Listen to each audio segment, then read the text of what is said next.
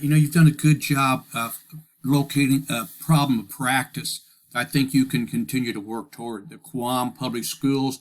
A couple things, and so it's a well done paper. I think there are some things I'll make some suggestions on, stylistic mainly, but as far as the research and the process for finding the problem of practice, I think you're on target. So I have some suggestions here. The research is good.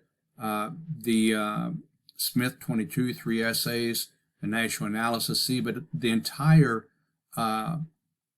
reference isn't there because is this a book? Is an article? So something's missing. For example, up here, the Journal of Educated Students at Risk defines where that's found. And one other small point, we italicize the journals and books titles. Small things there that you'll pick up. So you do a good job setting the context right away, the barriers. Another small stylistic point, we don't use contractions. It is rather than it's. And again, not to criticize, just some small points. But I think you do a good job right away making the point that ELL students need to be able to access the language more efficiently. I like this background, and down below, I think this area down below probably goes up there as well. I know that's in support with evidence, but since you're talking about Guam and the population up here, I think that probably goes up here. A little bit of organizational there. But I think as far as this problem of practice, there's a lot to be said. I like the research here. There should be a comma between that. Now, breaking down this problem of practice, focus on can improve their academic performance. Right. It will.